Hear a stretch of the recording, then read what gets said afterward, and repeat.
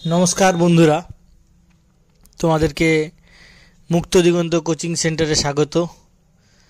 আমরা আজকে আমাদের অন্য একটি সাবজেক্টের ক্লাস নিয়ে এসেছি। আজকের ক্লাস আমাদের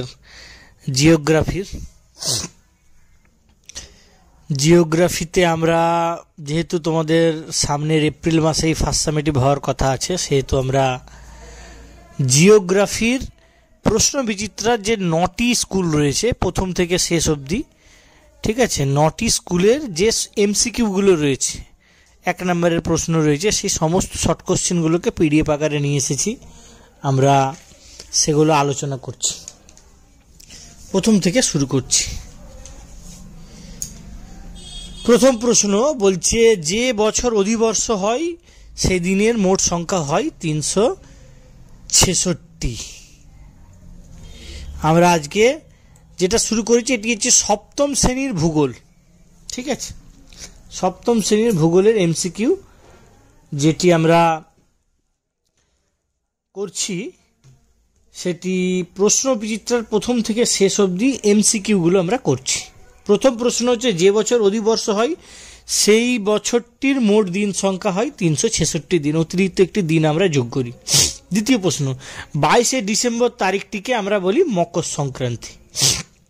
এর পরের প্রশ্নে আমরা যাচ্ছি। বলছে, এশিয়ার যে জলবায়ু অঞ্চলে শীতকালে বেশি বৃষ্টি হয় সেটি হচ্ছে ভূমধ্যসাগরীয় জলবায়ু অঞ্চল। এর পরের প্রশ্ন একটি শূন্যস্থান পূরণে আছে, দেখো, বলছে অক্ষরেখার মান যখন মেরুর দিকে যায় তখন সেটি কি হয়, ক্রমশ কমে যায়। এরপরে বলা হচ্ছে, চীনের ধানের গোলা কাকে বলা হয়, সেটা হচ্ছে হুনান প্রদেশকে।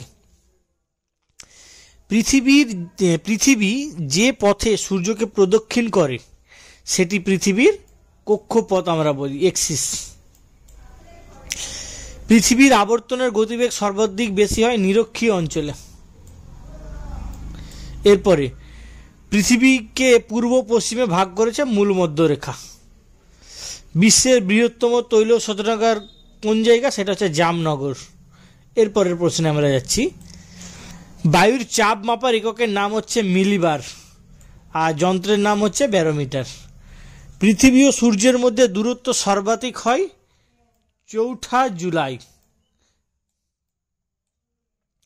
কোন সময় আমরা সূর্যের কাছাকাছি আসি, সেটা হচ্ছে জানুয়ারি মাসে। এশিয়া ও আফ্রিকার মাঝে কি কি রয়েছে, সেটা হচ্ছে লোহিত সাগর আর সুয়েজ খাল বা সুয়েজ ক্যানেল যেটাকে আমরা বলছি। দ্রাঘিমার রেখাগুলোর আকার কেমন, মানে দেখতে কেমন হয়, সেটা হচ্ছে অর্ধবৃত্তাকার। পরের প্রশ্ন, সুমেরু প্রভার অপর নাম কি? সুমেরু প্রভার অপর নাম আরোরা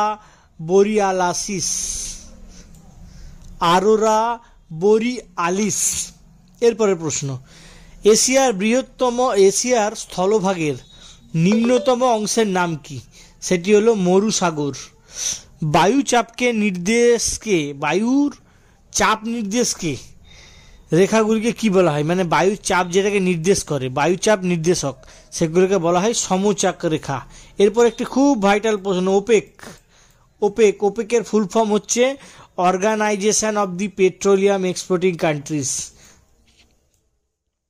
সূর্যের বার্ষিক আপাত গতির সীমানা 23 ডিগ্রি উত্তর থেকে 23 ডিগ্রি দক্ষিণ। এখানে উত্তর কথাটা দুবার এসে গেছে, একটু কেটে দিচ্ছি।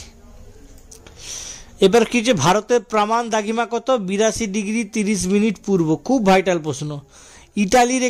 ইরাকের একটি তৈল খনি, সেটা কি, কিরকুক। পৃথিবীর সবচেয়ে বড় অক্ষরেখা কোনটি, নিরক্ষরেখা। এটা একদম ভিভিআই পয়েন্ট। এরপর বলছে, এশিয়ার উত্তরের সমভূমি কোন দিক থেকে কোন দিকে ঢালু, উত্তরটি হচ্ছে দক্ষিণ পূর্ব থেকে উত্তর পশ্চিম। এরপরের প্রশ্ন, অনুসুর অবস্থানে উত্তর গোলার্ধে কোন ঋতু হয়, শীত ঋতু। কলকাতা কোন অক্ষরেখায় অবস্থান করেছে, উত্তর হচ্ছে 22 ডিগ্রি 34 মিনিট উত্তর অক্ষরেখায় অবস্থান করছে। এরপর বলছে, এশিয়া ও ইউরোপের মাঝে আছে, উত্তর হচ্ছে ইউরাল পর্বত। খুব ভাইটাল প্রশ্ন।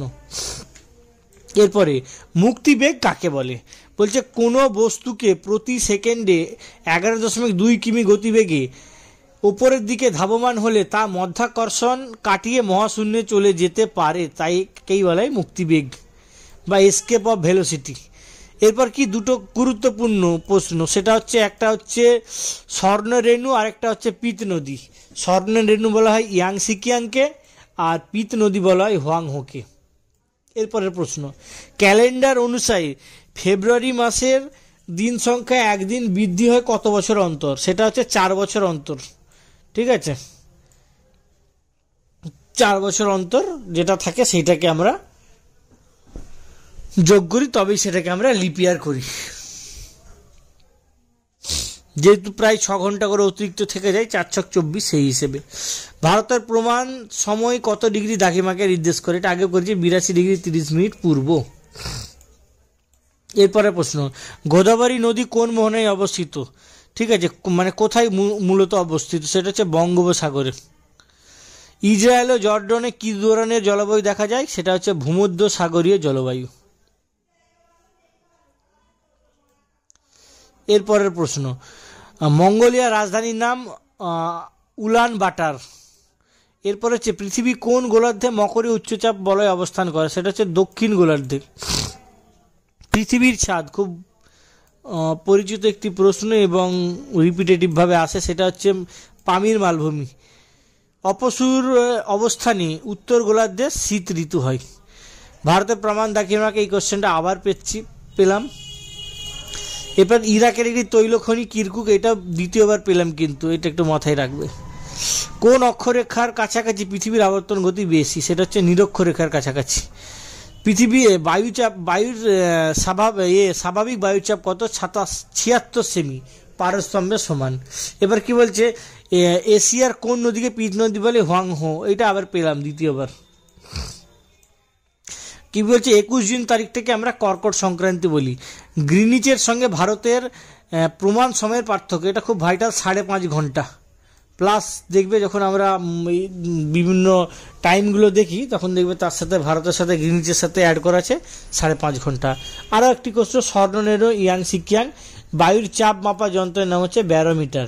আবার পেয়েছি OPEC, organisation of the petroleum exporting countries. So আজকে এই প্রশ্নগুলো আমরা জিওগ্রাফি থেকে করলাম। এরপর থেকে যেহেতু পরীক্ষা তোমাদের সামনের এপ্রিল মাসে রয়েছে, সেই জন্যই প্র্যাকটিস করলাম। ঠিক আছে, যদি তোমাদের প্রয়োজন হয় বলবে, আমি এগুলো তোমাদেরকে লিঙ্কে দিয়ে দেবো।